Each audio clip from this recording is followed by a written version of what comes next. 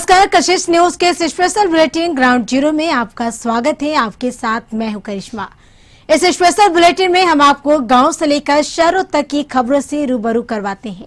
हमारे संवाददाता ground zero से खबरों के पीछे की सच्चाई आप तक पहुंचाते हैं। इस बुलेटिन में हमारे संवाददाता ग्राउंड जीरो से आप तक खबरों के पीछे की सच्चाई पहुंचाएंगे और साथ ही और अहम खबरों से आपको रूबरू कराएंगे। तो चलिए इस स्पेशल बुलेटिन की शुरुआत करते हैं।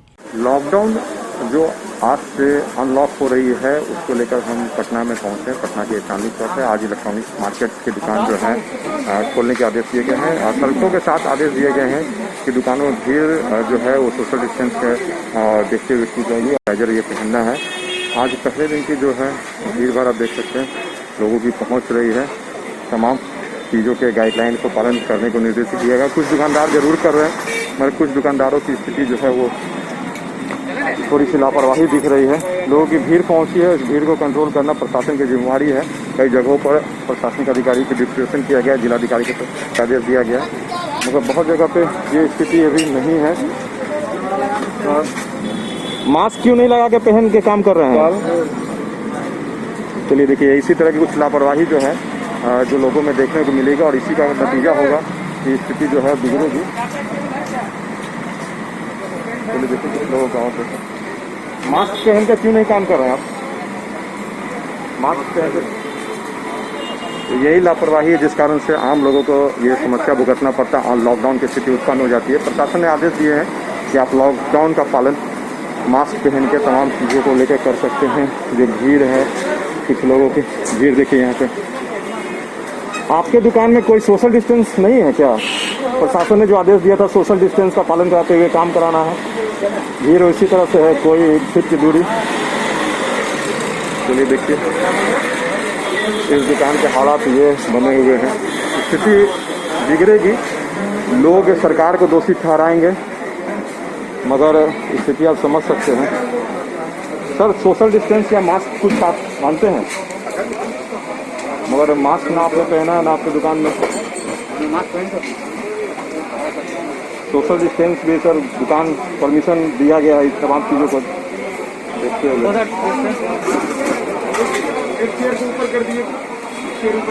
चलिए यही लापरवाही है। इसी कारण लॉकडाउन लगता है और आम लोग रोजी रोटी के लिए मोहताज हो जाते हैं और इसी की स्थिति को दिखाने के लिए प्रशासन भी जो है आदेश दिया है।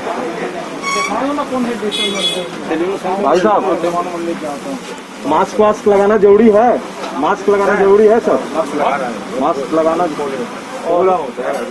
चलिए यही लापरवाही जिस कारण से लॉकडाउन लगता है और आम लोग रोजी रोटी सभी बंद हो जाते हैं। लोग सरकार को दोषी ठहराते हैं। ये पटना का न्यू मार्केट का हाल है। कुछ दुकानदार की तरफ से अच्छी व्यवस्था है, मास्क लगा के काम कर। मास्क लगाना जरूरी नहीं है क्या सर? अभी के समय में आप भी नहीं लगाना। चलिए यही स्थिति है। ये स्थिति के तहत भाई साहब मास्क लगाना जरूरी है। लॉकडाउन इसी कारण लगता है, आप समझिए स्थिति को। पटना जिला प्रशासन की तरफ से इन तमाम चीज़ों को लेकर विशेष आदेश दिए गए हैं। स्टैटिक फोर्स और ये तमाम तरह के व्यवस्थाओं को बनाया गया। हम पटना के चांदनी चौक में है। कई दुकानदारों भाई से हमने बात किया, सर मास्क लगाना जरूरी है क्या? हाँ जी, बिल्कुल जरूरी है। मगर आप लोग समझिए लॉकडाउन है, कोरोना है। चलिए इसी स्थिति है जो लॉकडाउन को लेकर मास्क नहीं है। देखिए पटना का ये चांदनी चौक मार्केट है, बहुत इम्पोर्टेंट मार्केट है। सोशल डिस्टेंस इस दुकान में तो सर थोड़ा सा सोशल डिस्टेंस का कुछ पालन होगा क्योंकि लॉकडाउन अनलॉकडाउन आज से हुआ है। आपके दुकान में तो जो भीड़ दिख रही है, जिला प्रशासन ने आदेश दिया है कि भाई नहीं, इसको आप आए हैं तो उसका पालन भी किया जाएगा और करना भी चाहिए हम लोग। बात ठीक है। चलिए मास्क लगाए हैं मगर सोशल डिस्टेंस का अगर पालन हो तो कोरोना नहीं फैलेगी। प्रशासन की तरफ से आदेश दिए गए हैं कि पटना में अनलॉकडाउन की शुरुआत हुई है। आज से ये शुरुआत हुई है। लोगों की तरफ से ये सावधानी बरतनी होगी क्योंकि लोगों को ही सबसे ज़्यादा इससे परेशानी होती है। जब प्रदेश में लॉकडाउन लगता है तो रोजाना कमाने खाने वाले तमाम लोग जो हैं वो परेशान हो जाते हैं और उस स्थिति में जो है उन्हें भूखे रहना पड़ता है, किसी पर निर्भर रहना पड़ता है। इन तमाम चीज़ों से बचना है तो कोरोना से बचने के जो गाइडलाइन है उसे पालन करें। ये पटना का सबसे बड़ा इलेक्ट्रॉनिक मंडी है, इसमें स्थिति है, प्रशासन को नजर रखनी पड़ेगी कि इस स्थिति को सुधारा जाए। लॉकडाउन ने प्रवासी मजदूर को बना दिया अपराधी। जी हाँ, इसे मजबूरी ही कह ले या लॉकडाउन का कहर। मोहम्मद कासिम जो कटिहार के शरीफगंज का रहने वाला है, डंडखोरा थाना पुलिस ने गश्ती के दौरान इन दो अपराधियों को पकड़ा है। इनके पास से एक देसी कट्टा और 2 जिंदा कारतूस बरामद हुए हैं। पुलिस की माने तो ये दोनों किसी बड़े घटना को अंजाम देने जा रहे थे। जब हमने मोहम्मद कासिम से बात की कि उन्होंने क्यों अपराध की वारदात को अंजाम देने की योजना बनाई थी, तो उन्होंने स्पष्ट तौर पे कहा कि उनका घर गिर गया था पिछले दिन आए तूफान से और वो हैदराबाद और पंजाब में काम करता था, लेकिन लॉकडाउन की वजह से उसे काम नहीं मिल पाया। आखिरकार मजबूरी में उसने अपराध की मंशा बना ली और अपराध करने की ठान ली। हालांकि पुलिस की सक्रियता की वजह से दोनों अपराधी गिरफ्तार कर लिए गए हैं और जेल भेज दिए गए हैं। लेकिन कोविड के इस काल में कितने रंग देखने को मिलेंगे ये कहना मुश्किल है। लेकिन जिस तरह से मोहम्मद कासिम ने बताया कि वह पंजाब में भी काम करता था, हरियाणा में भी काम करता था और अन्य कई जगह काम कर चुका है, लेकिन लॉकडाउन की वजह से उसकी रोजी रोटी ख़त्म हो गई थी, जिस वजह से वो अपराध की योजना बनाते हुए गिरफ्तार किया गया। हालांकि पुलिस कह रही है कि पुलिस पूरी तरह से सतर्क है और इस तरह के वारदात को अंजाम देने वाले किसी भी अपराधी को बख्शा नहीं जाएगा। कटिहार एसपी विकास कुमार के निर्देश पे जिले में सघन जो है चौकसी बढ़ा दी गई है कि इस तरह की वारदात को रोका जा सके। हालांकि मोहम्मद कासिम उसका साथी गिरफ्तार तो हो गया है, लेकिन उसकी कहानी निश्चित तौर पे पीड़ादायक है। लेकिन कहीं न कहीं ये सोच भी रखनी चाहिए कि सरकार जिस तरह से संवेदनशील है प्रवासी मजदूरों के लिए, उन्हें नरेगा के तहत रोजगार दिया जा रहा है या अन्य सुविधाएं दी जा रही है, तो गलत काम के विषय में नहीं सोचना है और गलत काम के अंजाम देने का फल जो होता है वो गलत ही होता है। कानून के हाथ लंबे होते हैं और आखिरकार ये दोनों अपराधी गलत किसी लूट की बड़ी वारदात को अंजाम देने जा रहे थे, लेकिन पुलिस की सक्रियता की वजह से गिरफ्तार हुए। तो कहीं न कहीं कटिहार में पुलिस पूरी तरह से सक्रिय है और इस तरह के मंसूबे पालने वाले अपराधी को सलाखों के पीछे भेजने के लिए हमेशा तैयार खड़ी है। रितेश रंजन, कशिश न्यूज़, कटिहार। कोरोना का कोहरान थमने का नाम नहीं ले रहा है और लगातार राज्य सरकार स्वास्थ्य सुरक्षा सप्ताह में बढ़ोतरी करता जा रहा है। वैसे अब तीसरी बार ऐसा समय है जहां 10 जून तक स्वास्थ्य सुरक्षा सप्ताह बढ़ा दिया गया है, लेकिन इस बार कुछ शक्तियां बरती गई है तो कुछ जिला में ढील भी दे दिया गया है, यानी छूट दे दी गई है ताकि आने जाने वालों को किसी प्रकार की परेशानी न हो। जमशेदपुर एक ऐसा शहर जहां कोरोना मरीजों की संख्या बहुत ज़्यादा है। अभी भी पूरे झारखंड की बात करें तो सबसे ज़्यादा कोरोना मरीजों की संख्या जमशेदपुर में है। 24 घंटों में 136 कोरोना मरीज पाए गए हैं, जबकि 4 लोगों की जान जा चुकी है।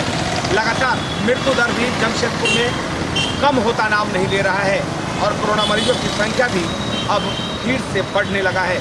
ऐसे में स्वास्थ्य विभाग के साथ राज्य सरकार की भी चिंता बढ़ती जा रही है और जाहिर सी बात है कि जब कोरोना मरीजों की संख्या बढ़ेगी तो राज्य सरकार चिंतित होगा भी। हालांकि कुछ जिला में जहां पे छूट दिया गया है वो जमशेदपुर उसमें नहीं आता है। जमशेदपुर से सटा पड़ोसी जिला सरायकेला और चाईबासा में सारी दुकानें खुली हुई हैं और खुली रहेंगी। हालांकि दोपहर तक ये दुकानें खुलेगी, लेकिन जमशेदपुर की बात करें तो जमशेदपुर में न जूता का दुकान खुलेगा, ना सैलून खुलेगा, ना कपड़ा का दुकान खुलेगा और ना ही होटल खुलेंगे और रेस्टोरेंट खुलेंगे। जैसा पहले व्यवस्था था कि आप होटल खोलें, सामान पार्सल करें, लेकिन बैठा कर नहीं खिला सकते हैं, और ना ही अब यहाँ पे सिनेमा हॉल खुलेगी और ना ही मॉल खुलेगा। यानी हालात एक बार फिर बिगड़ता जा रहा है। हालांकि राज्य सरकार ने अब ई पास की जो बाध्यता थी वो समाप्त कर दी है, लेकिन हम आपको यहाँ का नज़ारा दिखाने की कोशिश करेंगे कि जमशेदपुर का वो इलाका है जहाँ पर शहर में अगर आप प्रवेश करेंगे और बिष्णुपुर में जाएंगे तो इन इलाकों से गुजरना होगा जहाँ पर गहन चेकिंग की जा रही है। और चेकिंग का मुख्य कारण है कि आप अगर ई पास लिए हैं तो ई पास का कहीं दुरुपयोग तो नहीं कर रहे हैं, लेकिन राज्य सरकार ने ई पास पर अब पाबंदी लगा दी है। ई पास कोई ज़रूरी नहीं है, लेकिन अब तक उसका सर्कुलेशन यानी आदेश इन जवानों तक नहीं पहुंचा है, जिसके कारण ये जवान अभी भी चेकिंग कर रहे हैं। ज़रूरत है प्रशासन को और सरकार को कि इन जवानों तक वो सूचना पहुंचा दे, वो पेपर और कागजात पहुंचा दे, जिसका आदेश राज्य सरकार ने दिया है। भले ही आपदा प्रबंधन विभाग और मुख्यमंत्री ने बैठक कर ये आदेश पारित कर दिया, लेकिन आदेश की कॉपी अभी जिला को नहीं पहुंचा है, जिसके कारण जिले में 36 नाका बनाए गए हैं और सभी नाकों पर चेकिंग की जा रही है। और चेकिंग का मुख्य कारण ई पास है, क्योंकि ई पास को लोग हथियार मान रहे हैं, क्योंकि ई पास अगर आपके पास है तो आप पूरे शहर में धड़ल्ले से घूम सकते हैं, लेकिन ऐसा नहीं है। अगर आपके पास ई पास है और उसका कोई कारण जो आप लिखे हैं वो कारण अगर सही नहीं है तो जाहिर सी बात है कि आप पर कार्रवाई हो सकती है। और यही कारण है कि कार्रवाई को लेकर अब जगह जगह चेकिंग और आम लोग ये समझ रहे हैं कि राज्य सरकार ने अब ये हथियार हटा दिया है, कि पास की जो बाध्यता थी वो खत्म कर दी है, तो अब हम बेधड़क घूमेंगे। लेकिन ऐसा करने की ज़रूरत नहीं है। अगर बहुत ज़रूरी है तब आप घर से निकलें, नहीं तो आप सड़क पर पुलिस तैनात है, आप पर कार्रवाई की जाएगी, क्योंकि सोशल डिस्टेंसिंग और मास्क अनिवार्य है। नहीं तो पूरे राज्य में कोरोना की एक बार और ये महामारी और फैल सकती है। लेकिन इसे रोकने के लिए ज़रूरत है कि राज्य सरकार की गाइडलाइन का और कोविड गाइडलाइन का पालन करें। अपने सहयोगी ऋषभ के साथ में मनोज कुमार कश्यप, न्यूज़ शमशेरपुर। देश में किसान का दर्जा अन्नदाता के रूप में है, लेकिन वही अन्नदाता जब अपनी फसलों को बर्बाद होता देख खून के आंसू रोता है तो ये महज एक विडंबना ही कही जा सकती है।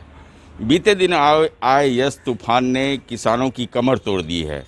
खास करके मैं बता दूं, कटिहार मक्का और केला का हब माना जाता है। यहाँ से बड़े पैमाने पर मक्के की खेती होती है और इसका एक्सपोर्ट भी किया जाता है दूसरे राज्यों में, जहाँ पे उससे कई तरह के चिप्स, कॉर्नफ्लेक्स, इन सब चीज़ों की जो है वो सब सारा सामान बनता है। लेकिन कटिहार में जो यस तूफान आया, लगभग सैकड़ों एकड़ में लगी, या यूँ कह लें कि किसानों को एक बड़ी क्षति हुई है। जो खेत में मकई लगे हुए थे, वो मकई जो है जिसको आमतौर पर भुट्टा कहा जाता है, वो भुट्टा पानी में तैर रहा। आप तस्वीरों में देख सकते हैं किस तरह से किसान जाल से जो है भुट्टे को निकाल कर छाँक कर बाहर निकाल रहे हैं। किसान खून के आंसू रो रहे हैं। वो कह रहे हैं कि उन्होंने कर्ज लेकर जो है महाजनों से कर्ज लेकर जो कि खेती की थी, ऐसे में उसे यस तूफान के कहर ने उन्हें इस प्राकृतिक आपदा ने उन्हें पूरी तरह से बर्बाद कर दिया है। उनकी रातों की नींद हराम हो गई। अब वो ये सोच रहे हैं वो घर कैसे चलाएंगे और किसानों का कर्ज किस तरह से देंगे। बह गया यस तूफान जो आया था उसी में पूरा पानी में डूब गया और हम लोग पूरा फसल ही बर्बाद हो गया। तो फिर कैसे निकाले खेत से मक्का? छाँक कर निकाले, लेबर से, अपने से, बाल बच्चा मिल करके सभी आदमी हम लोग पानी से छाँक करके भित्ता किए। लोगों का है ये यास तूफान ने पूरा हम लोगों को निराश कर दिया। यास नाम था और हम लोगों का आस पे पूरा पानी फेर दिया। पूरा मकई देखिए सड़ा हुआ है, पानी में डूब गया। कई लेबर लग रहा है जहाँ लागत अब छाँक के निकाल के ला रहे हैं और महक रहा है, इतना गंद मार रहा है, सड़ रहा है। यानी हमारे यहाँ लगभग 25% किसान रो रहे हैं, खून के आंसू रो रहा है। आप तस्वीरों में स्पष्ट देख सकते हैं कि किसान जो है, किसान का जो मक्का का फसल है, जो भुट्टा है, वो पूरी तरह से सड़ चुका है। ऐसे में ना उसे उचित दाम मिलने वाला है, तो यूँ कहीं ना कहीं जो ये पूरा बर्बादी का मंजर है। अब किसान जो है हताश है, निराश हैं और अब चाह रहे हैं कि सरकार की ओर वो टकटकी लगाए निगाहों से बैठे हैं कि सरकार उन्हें मुआवजा दे। हालांकि कटिहार के जिला पदाधिकारी उदयन मिश्रा ने कहा है कि हर एक ब्लॉक में जो किसानों की फसल क्षति हुई है उनका आकलन करके उन्हें उचित मुआवजा दिया जाएगा। लेकिन जो आप तस्वीरों में देख सकते हैं, जो किसान अपनी बदहाली की जुबानी अपनी कहानी सुना रहे हैं, निश्चित तौर पर एक दर्दनाक मंजर कहा जा सकता है। एक तो प्राकृतिक आपदा, ऊपर से लॉकडाउन, तो कई तरह से ऊपर से कोविड काल, कई ऐसे तरह की प्राकृतिक आपदा है जिसे किसान अब झेल रहे हैं और बस यही आस लगाए बैठे हैं कि किसी तरह सरकार उनके मुआवजा दे ताकि उनके घाव पे कुछ मरहम लग सके। रितेश रंजन, कशिश न्यूज़, कटिहार। फिलहाल रुकते हैं एक छोटे से ब्रेक के लिए। ब्रेक के बाद भी ग्राउंड जीरो से हमारी एक खास रिपोर्ट जारी रहेगी।